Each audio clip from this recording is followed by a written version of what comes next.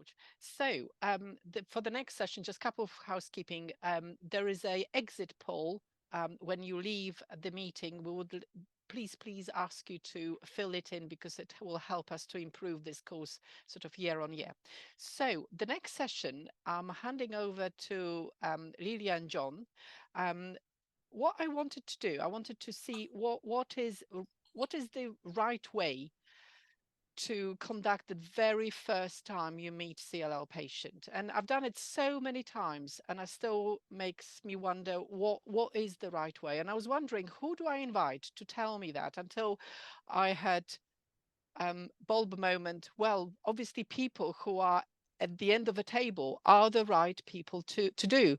And who is much more qualified than John and Lelia. And Lelia is a doctor with 30 years of research experience, professor in epidemiology, who ended up on the other side of the fence.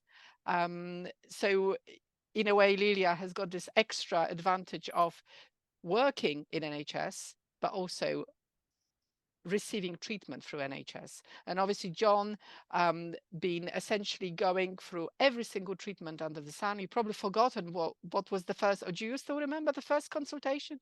You do. And you obviously went through all the treatments which is listed in the agenda, including the treatments we don't use anymore. So Lelia and John did survey through members of CLL Association, so going back to the horse's mouth to find out how we should conduct that very first consultation. Over to you both. Thank you, Renata. Could we get the slides up, please? Thank you. Just to explain, John and I will share this talk. So I'm going to start by explaining a little bit of my story and having a few reflections. And then John is going to present the results of the survey that Renata mentioned there.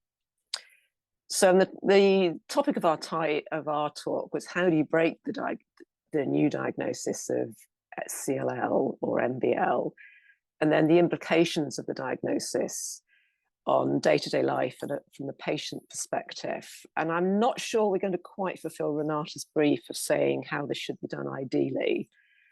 But the title gave me quite a lot of pause for thought.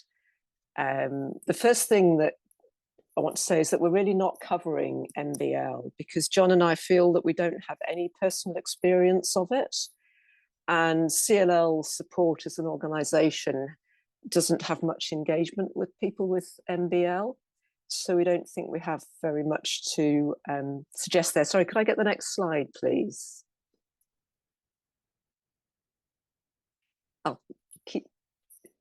Is someone able to change the slides, or should I just keep talking?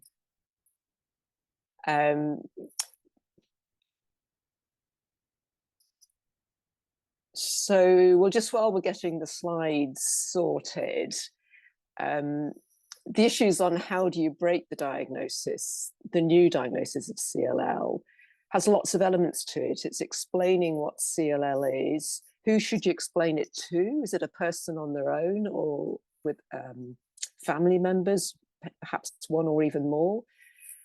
Who should explain? A GP, a hematologist, a clinical nurse specialist, and also when. And anyone who's had a diagnosis of CLL will probably tell you the same thing, that actually the when is quite important, because often, as we heard in the earlier talk, it's a diagnosis that happens on a full blood count. So is that the person who takes the full blood count may actually not know very much about the CLL. Should they actually give you the diagnosis and then refer you on? At the time that you get the diagnosis, is it useful to have somebody with you? And then the implications on day-to-day life is, it's very difficult to get a feel of that at the diagnosis. It's something that often emerges later. And for the person who's receiving the diagnosis, for the person who's telling them about it, for them to be able to discuss the implications for day-to-day life, I think they need to understand a little bit about that person and what their day-to-day life is like. And then finally, the term patient perspective. Personally, I have a problem with the patient word, in that I feel I'm a person with CLL rather than a patient per se. Part of my life, when I go to a clinic, I'm a patient, but the rest of the time, I'm a person with CLL.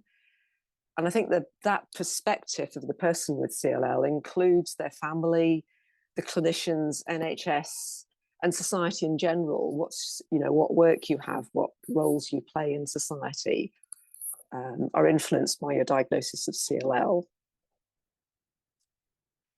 So just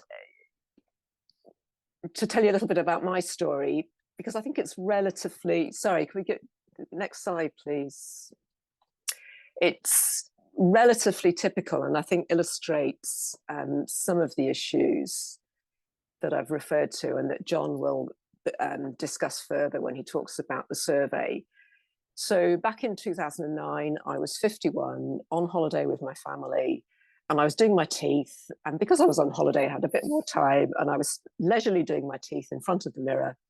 And I noticed I had some large lumps, sort of the size of, I don't know, a small egg, really big, in my neck, which I assumed were swollen lymph nodes. And this was on a background of probably 2 or 3 years of just feeling that I had less energy than usual. But I was perimenopausal, and that was pretty common for that age group of women. And the only other significant thing was really that I had several episodes of recurrent sinusitis requiring antibiotics. So when I got home, I made a GP appointment, and I was referred for a full blood count, and I think a chest X-ray, if I remember correctly. And I was then told on the basis of the full blood count that I had CLL, and my response was kind of, what is that? When it was explained to me this was a condition called chronic lymphocytic leukemia, I think the only word I heard in that entire consultation was leukemia, which fitted what I'd been taught as a medical student, that in most consultations, the patient will hear one thing that they'll take away with them. And I was then referred to hematology. And my memory is that referral took sort of 2 or 3 weeks. Another factor, which again, I suspect is not completely uncommon, my partner was away on a work trip at that time. So I was on my own with my kids at that time, were 11 and 12. And I was utterly shocked. I couldn't function. I couldn't go to work. At that time, I took 2 weeks off work. I later had FCR, and I didn't take 2 weeks off work then. It was at the time of diagnosis. I was just in a complete state of shock. I had a quick look online to begin to understand more about this condition, and it was so alarming that I quickly decided I was never going to do that again. Next slide, please.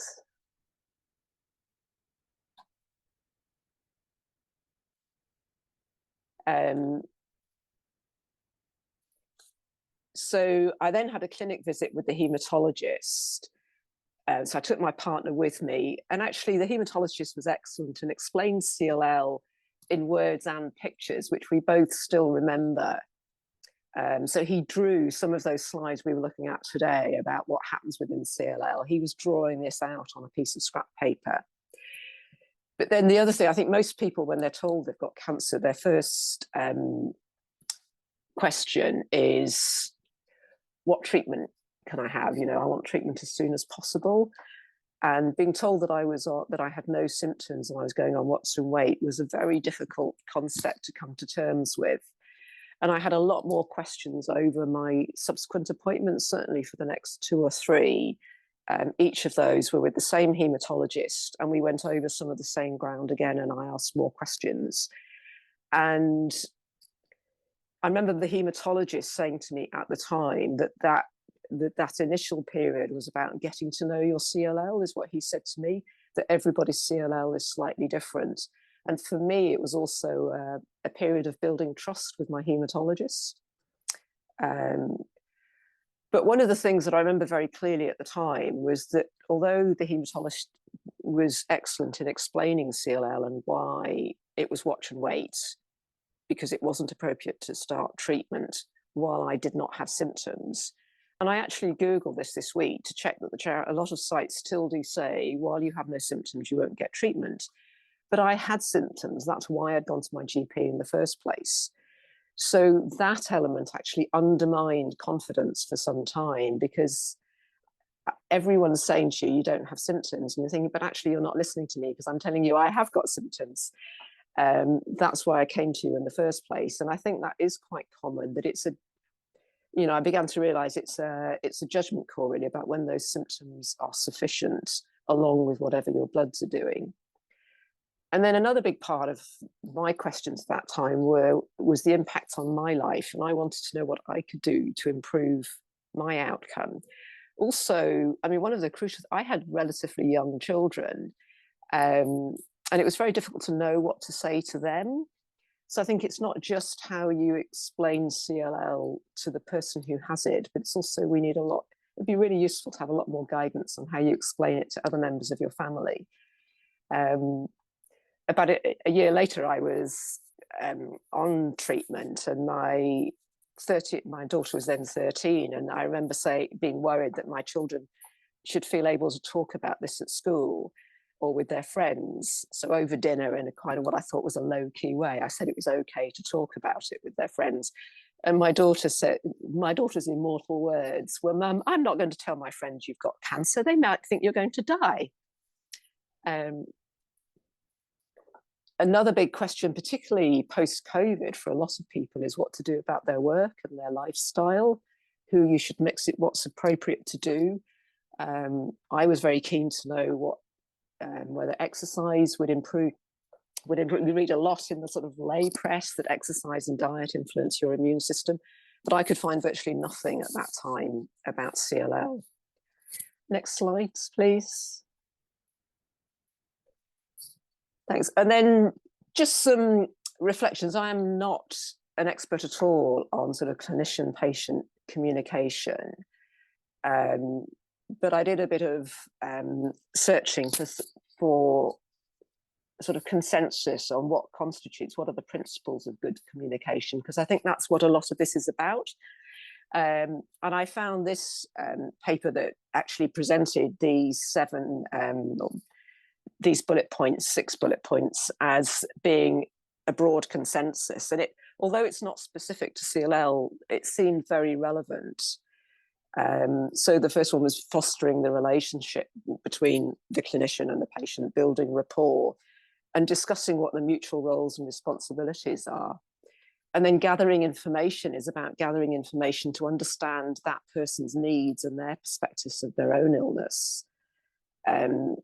And then the providing information was, a lot about overcoming barriers to understanding and avoiding jargon and complexity, which I think in a condition like CLL is actually quite common. Just the CLL itself it's kind of within the CLL community, it's well recognized, but if you try and use that term for anyone outside that, it's not understood. And then I think quite an important one, it's preparing the person to participate in decision-making, and that's decision-making about their own care and their own treatment choices. And, the next one, responding to emotions. Anxiety and emotional well-being are huge issues for people with CLL, and particularly potentially, I think, in that sort of early phase when you might not be receiving treatment. And then finally, enabling of disease and treatment-related behaviour, which again is about understanding a person's goals and their ideas and also their need for support. And although I say none of this is specific to CLL, these are just general principles, but I thought they're actually quite a useful starting place before. And I think that you'll see that they come through in some of the responses that we had to the survey. Next slide, please. So this was, again, just going back to the patient perspective on the CLL diagnosis. And I think we need to know, personally, I think there's a whole research agenda here and understanding what people with CLL think is important to them at diagnosis. Because I think there will be a range, but until we know what that range is, not everyone wants to know the same information at the start. And I have had a look around, but I don't think there's all that much research on actually understanding what people think is important. And then what are their priorities at that time, and also in terms of the next phases for their future. And then what is the evidence for different ways of communicating the diagnosis? Because it's not just what information you give, but it's also how you give it. So my previous slide mentioned empathy. And I think that's something that a lot of people with CLL would empathize with. And part of that building a relationship with your clinicians is feeling that there's a good communication and that they're empathetic to your position. And I think there's also across in many areas of healthcare, there's a lot of evidence that how you communicate can affect emotional well-being. Anxiety and fatigue are big problems for people with CLL. And it certainly seems plausible that how they first hear the diagnosis could influence that. And also it may have some impact on physical well-being. And so with that, it's just as being thought-provoking rather than answering any of the questions that Renata said to us, I'll hand over to John to take you through the survey that he initiated. So we have quite a knowledge bank within CLL support based on feedback from our webinars, the conferences that we have, our under 60s group, and our own personal experience. But in taking on the mission that Renata set us, we decided that we would run a survey.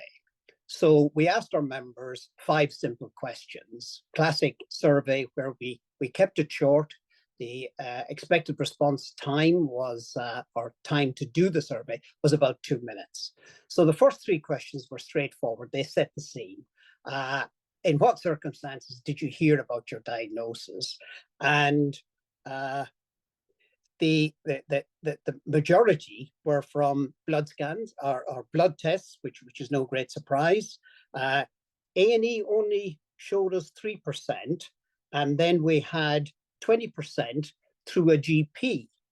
But the other 30% were mostly through ENT. So that was recurring infections, sinus problems. Some were pre-op screening for other procedures. Other cancers, breast was mentioned quite a bit in the commentary, so I suppose we can assume that that's mostly female. Fatigue and lumps, as was mentioned earlier, and also general health screening. So that was in the comments that we saw, well woman and well man clinics. So next slide, please. These are 2 very simple questions and 2 very straightforward answers. And I have to say that, you know, when we got 520 responses to our survey, which is phenomenal, but that is a coalition of the willing. There are people who are prepared to talk about it. There are active members.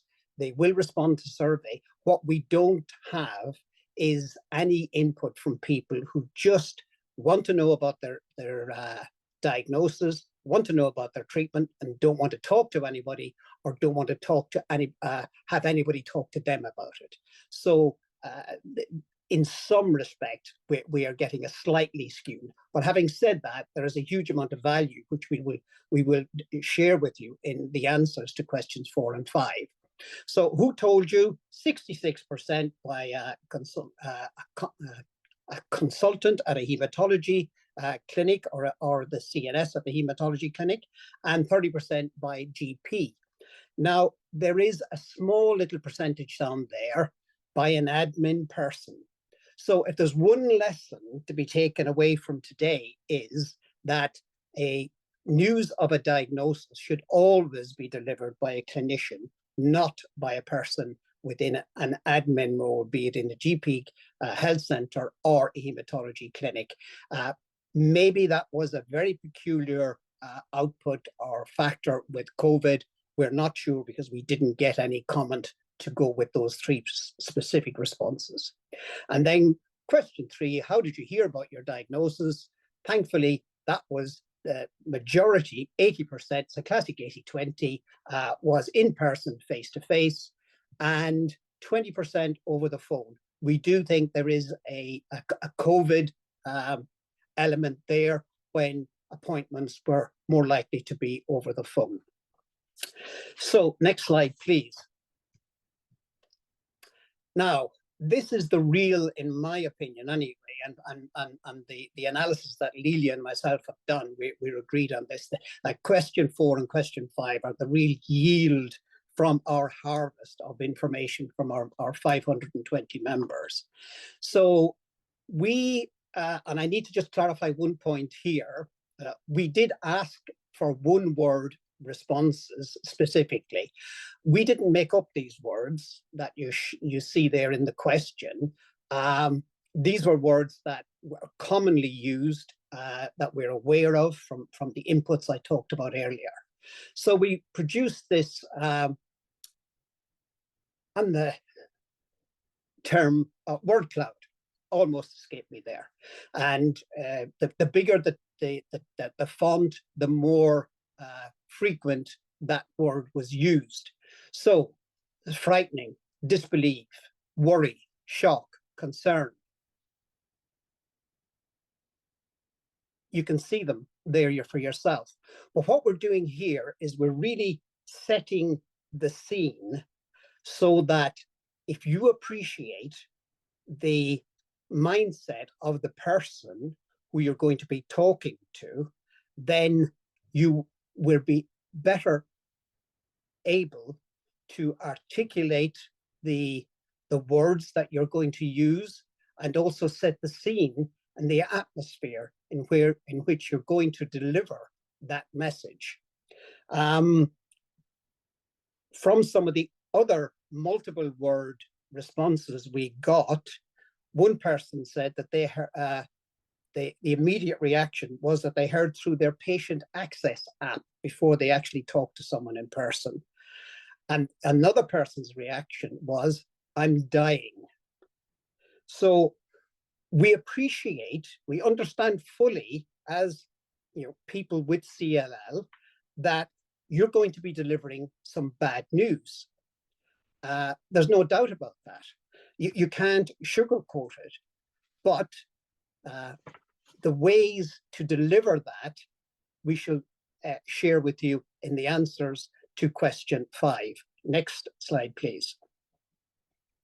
So this was the question we asked. It is an element of a lessons learned type exercise. In my own working life experience, we were big into a big engineering offshore construction company, big into lessons learned, yet we never had a lessons learned database, because when we learned the lesson, we then changed procedures. So lessons learned is a term that's bandied about, but unless you actually implement those lessons, you haven't learned them. So this was the question, and the answers are graphically presented in the next slide, please. And we see that face-to-face is best, based on all of the experience and feedback we got. And the first 7 bars in that graph, from top to bottom, excluding the gently kindly line, which is about 5 or 6 down. If I total all of those numbers up, they come to a neat 365 out of 520. So face-to-face with a knowledgeable expert, a consultant, the same as me when we drilled into those comments, it was a face-to-face with a consultant who knew what they were talking about. Talking to a knowledgeable GP was the critical clarification. Talking to a GP who didn't know much about the condition scored very, very low. So therefore, if you have a knowledgeable GP, that's great, because already you will have, through your family ties, a relationship with that GP, so there is a trust. But if that person isn't knowledgeable in the specifics of CLL, well, then the value of that interaction diminishes significantly. So we have some verbatim quotes. So if we go on to the next slide, please. So I've broken all my golden rules when putting a presentation together by filling a slide full of text. So I'll allow you a little bit of time to read them. I won't talk over.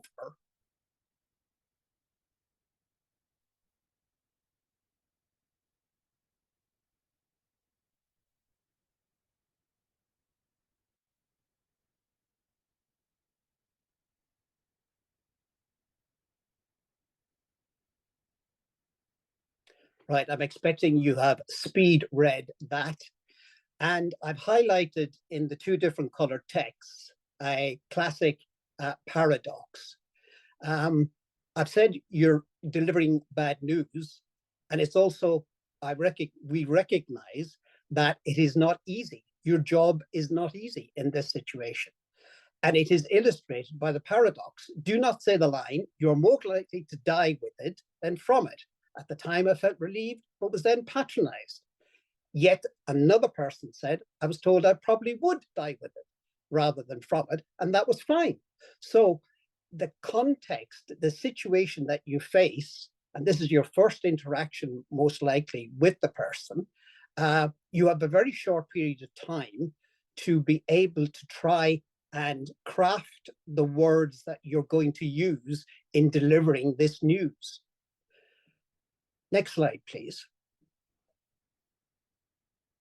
So this is more the do this rather than the previous slide, which was don't do this. I've just alternated the colors so that they're easier to read, and I'll allow you time to read them as well.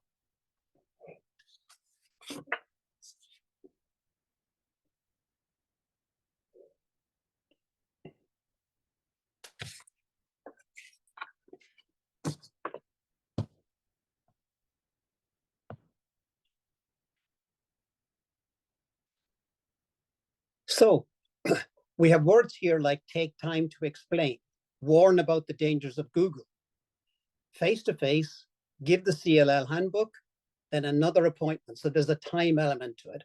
And in bold print, and that is not our emphasis, that is exactly as it was written in the comments, not enough follow-up. So next slide, please. So we have brought these together. So this is what the patient's view on how to break news of the diagnosis. There is no order of precedence in which these lists are made. Forget the column on the extreme right for the moment. So face-to-face, preferably by a consultant or a CNS, the person who's receiving the information should be accompanied by a trusted confidant. The information should be factual. It's interesting to pick up on Alison's point in her earlier presentation about a functional cure. When I was diagnosed in 1990, that it was not curable, treatable. In those days, it was treatable by chemotherapy, so that's not relevant anymore. But the fact there was a functional cure for some people here gives a chink of light.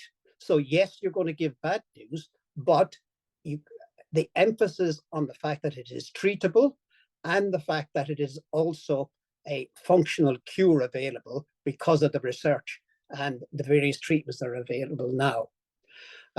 Comorbidities, empathy was the word that really came out strong. Access to a buddy scheme, the optimism I've mentioned with regard to a functional cure, and Lelia mentioned about lifestyle and health improvement. People always wonder that my own personal experience when it came to my diagnosis was I felt I had lost control and I wanted to try and do something. And so therefore a health improvement, and everybody has the opportunity for health improvement, no matter how healthy a lifestyle you have, you still have the opportunity for some health improvement. So having information, giving people information that will do something, enable them to do something with their lifestyle or some health improvement initiative is critical. Now we look at the right-hand column. So the initial appointment to tell about the diagnosis should be timely from the tests that have been done leading up to this consultation. At the consultation, allow time. If the person feels that they're being rushed, then that's a bad vibe. Ideally, there shouldn't be any barriers between the clinician, and hopefully the clinician is accompanied by a CNS. Hopefully the person who's receiving the information is going to be accompanied by a trusted confidant. So preferably not a desk between the two groups, let's call it, that there should be like a circle of chairs. Certainly not looking at a screen. Make eye contact with everybody, and then follow up very quickly afterwards. Give information, the CLL handbook. There's a plethora of other good information available in print form, and a list of trusted, reliable resources online. Google is fabulous, but it's also terrible in equal measure, and possibly more terrible than fabulous, because you are drawn to certain sites. But trusted sites allows us, as people who have now just realized we have a cancer, to be able to take time to go and do our own research and then come back, and we will have a catalogue of questions we will want to ask. Active monitoring is there in a cloud, because watch and wait, active surveillance, it is totally counterintuitive, especially in the focus that the media have nowadays. You hear the word cancer waiting times, missed or delayed diagnosis, and the impact that has. You've just told us that we have a form of cancer, and you've also just told us you're probably not going to do anything about it. It is totally counterintuitive in the current climate. I fully understand and appreciate that that is the right course of action. That's because I know that now. I didn't then. And it's very important to articulate clearly and without a sense of panic, and the fact that we are in control. And like I said in the answer to the earlier question, if I feel at the end of the consultation that I am really being looked after, then a lot of the drama has been taken out of our interaction. Next slide, please. So we have some resources that you might want to have a look at. Last year, Blood Cancer Awareness Month, September 2023, we did 3 videos where we asked our members to talk in small video clips, and we've compiled them into 3 separate videos under those headings: the impact of diagnosis, separately the impact of treatment, and then in general, living with CLL. The hint there is fast forward for the first minute to skip the introduction on each one. You'll find them on our YouTube channel. On the right-hand side, we have our GP guide, and there are 2 documents. One is the intro to our GP guide, which sets the scene as to what the GP guide is all about. It was written and started off in the Oxford group, and then it was taken on by CLL Forum and CLL Support to generate this GP guide. So you've got the intro to the guide, and then you've got the guide itself. And they are available both on the UKCLL Forum website and CLL Support website. And the final slide, please. So we are CLL Support. If you don't know about us, our Health Unlock Forum is actively subscribed to by our members. It is a reliable source of information. We have a Facebook, Twitter. the WhatsApp group, or under 60 group, humorously referred to as the youth group within our organization, is very active quite a lot by newly diagnosed people. And you see our website is there. You can, as clinicians, can sign up. There's no charge whatsoever for our newsletters, and you can see what we're about. So let's summarize where we've got to. When you tell someone that they now have CLL, you could say, this is very treatable. Recent advances mean that treatments are now chemo-free, and there are options available, not just one treatment. You could say that you may never need treatment. And unlike other forms of leukemia, the accepted wisdom in the UK and around the world is that active monitoring before treatment becomes necessary results in better outcomes. However, we don't necessarily need to start treatment immediately. In the meantime, we will look after you by monitoring you at regular intervals. We won't forget you. And if you're lucky enough to have a Maggie Centre within the hospital campus, direct them down to Maggie's. The whole atmosphere down there will be completely different to the clinical setting they're now in. They will be met with empathy, compassion, they'll be listened to. There's always a box of tissues nearby and plenty of tea. Thank you for listening. Thank you, John, and thank you, Lelia. That's really insightful.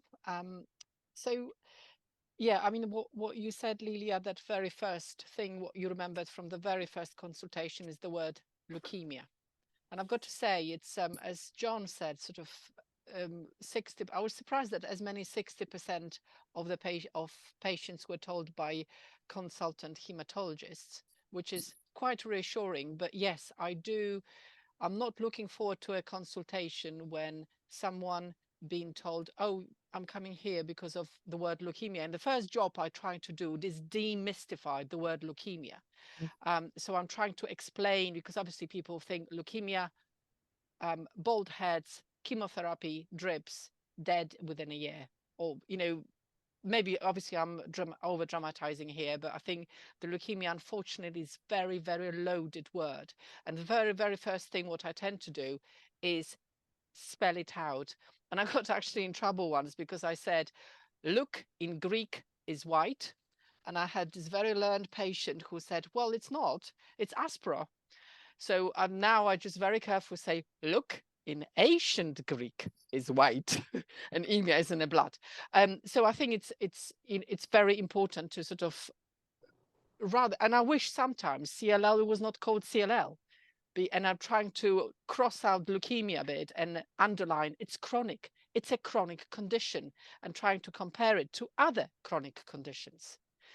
And one thing George, I've heard you saying, which I really liked, but practically it will be almost impossible and to do sort of day in, day out, and would be really address what John has just showed us. You suggested that rather than booking this 40 minutes new patient appointment, or however long we do the new patient appointment, have it booked in chunks.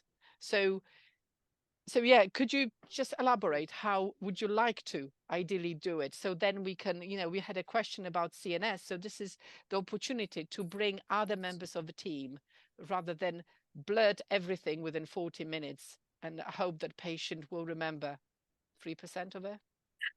Well, Renata, it's kind of you to remember that. So we set up our specialist CLL clinic in Cambridge 18 years ago, and with my delightful specialist nurses, Gwyn and Sarah, my new colleagues, Anna, who I think might be attending here, Ingo has moved on. But the strategy we've evolved is to try and overcome exactly what Lelia just described as she remembers one word from the consultation, and loads of points, which are so interesting, seeing them brought out with a bit of objective data around. Tell us what we know is that it's hard to retain information. I think we quite like to vary things around. So I will talk to the patients maybe for 10 or 15 minutes. And that doesn't sound very long, does it? But actually, sympathetically well-worded discussion over 10, 15 minutes and say, well, we're not going to talk about treatments. There are so many treatments when that time comes, and they're so effective now. It's a totally different world. But really getting stuck on that at the beginning now will give too many things to worry about. Risk of sounding patronizing. And of course, I have my Cambridge professors who are coming into that clinic and are already wanting to dissect some aspect of a latest trial. But for many people, breaking it up into bits, then they'll see Gwyn, and if it's required, I then say, and we're going to have you back in just 2 weeks' time. So you get 2 weeks to mull over these things. You get the written information. It's quite interesting, though, what John pointed out, how the contrasting views, isn't it? And that's the individual thing. And it is hard, isn't it? Yes, as doctors, healthcare professionals, we interact with so many different people every week. We have done for the last 20 plus years. So you get a little bit of skill of reading the room and what you think that person might want to hear, but you can always get it wrong.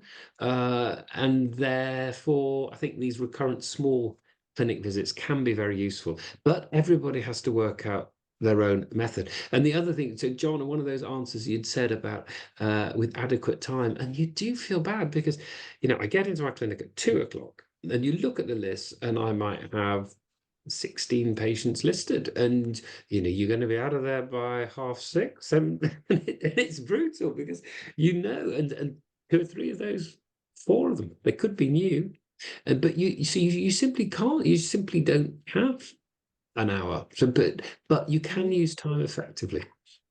And just to pick, sorry, just pick another point, because obviously CLL is not a fast track referral, and those poor patients are waiting sometimes weeks, months. So they've been told by GP it's leukemia, and then they panic, so they want to see someone privately who just really, bottom line, to reassure them. So how do you deal with this, the referral, the length of wait?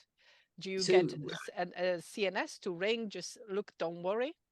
So we are in a resource limited environment. I mean, that is a fact. So we can't paint a fantasy picture. And as we've talked about already, if you see everybody with a lymphocytosis in your clinic, there's a decent chance you're going to have no space for lymphoma or Hodgkin's or marginal zone or all the other things, which, I mean, so everybody will have their own strategies. We have quite a low threshold for our nurse specialists ringing patients if they've come through another service or on an MDT. Again, everybody works out their own strategy. We have quite a detailed letter that goes to GPs trying to really try, I think I saw the word hope or encouragement or something in there, trying to paint that picture of encouragement to tie them over the time between a referral and bringing them up to clinic. Yeah, there's no magic answer there, Renata, because there is time in every NHS setup is just not on our side. John, you were going. We fully acknowledge it is resource driven. I personally know of some patients, some CLL support members at one particular hospital who didn't know that there was a CNS service available, and other patients on the same roundtable discussion at the same hospital saying, yes, I regularly meet with the CNS. So, CNSs, and there's a question asked, I don't want to give the impression from our talk that we don't value. CNSs are vital when it comes to patient interaction. There's possibly in the early stages and in the latter stages, once you get to know people, a much more easy relationship between a CNS and a patient. My own personal experience with the CNS was that I was diagnosed or introduced to ibrutinib, and I always say ibrutinib for me in my presence was life-saving. But what was life-giving was my interaction with the CNS, because they signposted me to various things, and that was transformative. I'm very grateful for the life-saving, and one wouldn't have happened without the other.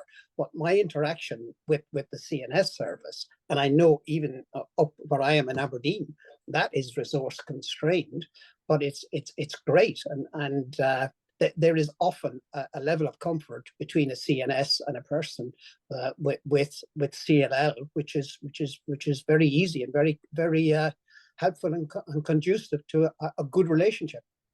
Yeah, I definitely use CNS quite a lot. Alison, what are your tips when during that first consultation? How do you do it? I mean, I think I often just when I'm taking the patient into the room, I think it's just using that first short bit of time to really start to listen and understand the patient, because the information I give to perhaps two patients when I'm breaking the diagnosis is perhaps slightly different, and it's really picking up on, is this somebody who's going to want lots of information or not? And I think obviously, just as a general approach has been touched on in terms of just being open, being honest. And what I tend to do is, I suppose, not everybody, but the majority of people coming along to clinic with a new diagnosis of CLL will probably have one or two other health conditions, whether it's high blood pressure or diabetes. So very much kind of trying to, as you want to do, to take off the leukemia word, but just to say, we've picked up some the white cells in your blood that have got a bit skewy, nothing you've done to bring this on, and just to emphasize that we have very good treatments now. Treatment's not always needed, and we manage it as another chronic condition. And I try and put it in, I do discuss it in context with, just like other chronic conditions that could cause problems like angina or hypertension. This is something that we will look after you for. We will follow you in the clinic for it. There are things that we can do just to put it in some kind of context. But I think listening and being receptive to how, as you're talking, and being willing to change what you're saying if you realize that it's really not right. Well, I think we all learn from and need to recognize when we're perhaps breaking the diagnosis and we're not quite pitching things at the right level. But really otherwise have little to add to the things that have been raised. And I think it's very important that we have times like this to kind of sit and reflect on all of our practice and to hear from the other side from us as doctors as to how what we could be doing better, and how what we often say can go over. And I do apologise to anybody who I possibly have said one or two of the things maybe on the slides that I will remember never to say in future. So, thank you. Great. Interesting question. George, what if somebody asks you for insurance, what do you tell them to say? So MBL is not a cancer. But let's just use the 5 times 10 to the 9. I had a long discussion with a guy with a low IgM the other week, had an IgM of 5. Well, he was so keen to have his bone marrow, and I said, you have that bone marrow biopsy, you're going to get a label. I'm going to have to convert you from an MGUS to a low-grade lymphoma. He said, I want to know. Of course, 20% marrow, you've now got low-grade lymphoma. It's really a very real thing for our patients, isn't it? You give them labels, but let's help them out. MBL is not cancer. Oh, unless they've got life insurance and they need to claim. That might be different. But for travel insurance, MBL is a precancerous state. So going on what we talked, I mean, at least I think I was very surprised that you found some people who were actually told on the phone, and I think this should not be happening. I've got to say, I hated doing first appointments on the phone during pandemic. That was the worst thing, because I think as a doctors, I mean, we truly get quite a lot of information, the way patient walks in, the way they take information in, and the telephone just does not get that, and you're missing so many important clues. So I think that's definite no. So definitely see the patient at least. I think telephone consultation has got obviously place, and I do it quite a lot, but I know those patients really well. And obviously once we both comfortable with doing a telephone consultation, I don't do video consultation anymore. But I think what is important, it's obviously do face to face.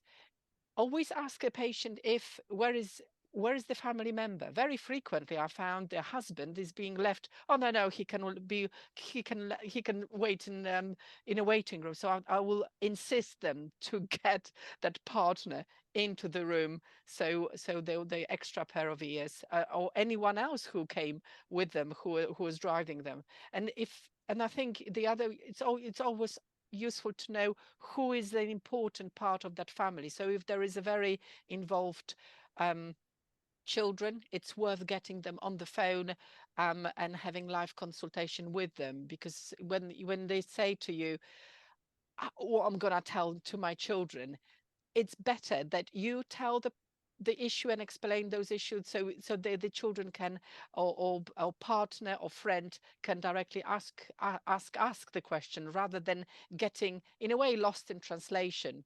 I mean, those those, as we said, those consultation can be repeated in a different situation with CNS and other colleagues. You were going to jump in, George? Just one point about communication, which didn't come up from our patient colleagues, about who you don't tell. So over the last year or two, I've become much more keen early on to say to patients with early stage CLL, we're not talking about symptomatic going for treatment, early stage CLL. At the beginning, I always say you have your close confidence, might be husband or wife, might be whoever's come together, but reflect carefully before you start telling people. Because many times, historically, I've had people who say, the one thing I slightly regret is telling the vicar, the bloke in the pub, the person I go running with, because actually the problem you have, if you're going to be in an observational stage for 10 years, when you've got your head around it, as one of my communication tips is always, don't expect that getting your head around it comes up quickly, but in 4 months, in 6 months, depending on the individual, they're leading their life. They're looking forward. They don't CLL. You want that CLL in the back seat. You don't want it to be positioned right next to you if you're trying to go for all the positive psychology. And I've found quite a few of my patients recently have thanked me for saying that, about reflect in the next month to who you want to tell. Because you don't want to go into the pub and the first thing that people in the pub say is, oh, Jim, how's the leukemia? You want them to go, Jim, I see your football team lost last night. You know what I mean? So I think it's this whole, you can't undo news you've just said. And if you're essentially going to be okay for the next 5, 10, 15 years. Anyway, that was a reflection point of communication to relatives and and Lelia, I friends. think, just said exactly what her daughter said. Her daughter labeled, gave you a label, Lelia. Oh, so you've got a cancer. And so yeah, and you're absolutely right. People label you by what you've got. I would absolutely agree with George, and I was given that advice, and it was really helpful. And I was particularly told, be careful who you share it with at work, which was excellent advice. But COVID's blown all that apart. And one of the challenging things about CLL in COVID is that your private and personal life became very public. We were all labeled, particularly vulnerable. And a lot of people with CLL, won't be going to a crowded pub. And if they, I still put a mask on when I'm when I do my shop, go to the supermarket. I'm often the only person there with a mask on. I have, my family come for Christmas. They're all sending me their lateral flow results. It's, so COVID's changed the game, I think, for CLL to a certain degree. I don't know how John feels, but I think. Yeah, it has. I'm lucky at the moment that I'm very, very well, but COVID, people I have become acquainted with in that period of time, that period of wellness, COVID blew that out of the water. They didn't know, because then I was shielding. So yeah, we have to be very careful depending on our state of how immunocompromised we are. And it is often that we are the odd one out. Say, Libby? But a point of reflection, sorry, I don't want to personalize it, but you're far from being early stage untreated CLL. And I think many early stage untreated CLL patients are trying to have a normal life. I take your points on infection, and there's a lot of variability. So I think my comments are perhaps more aimed at the newly diagnosed patient who is essentially well in themselves. Yes. And maybe Agree. And sorry, and just actually in those there were a couple of years where it hit everybody, and maybe there's still a little bit of a tail going. But yes, I agree. But on the other hand, I mean, that immunocompromised for CLL patients been a problem all along, especially somebody who had a fludarabine and quite a heavy pre-treatment. And in a way, what pandemic did made those masks acceptable. Because pre-pandemic, only Japanese, and the way we all sort of on the tubes, we all, cool, worst thing, you know. But now, nobody will be judging you if you go on tube in underground and wear a mask. Yes, you will be an odd one out, but people still remember wearing masks. So thank you, Lelia. Thank you, John, for being here and being one of the speakers. That was really, really useful. I certainly learned something. Thank you. Thank you, George and Alison, for chairing an excellent presentation. And next week, we will be hearing about frontline and relapsed treatment and all the updates from ASH. So it would be really, really exciting as well. See you next week.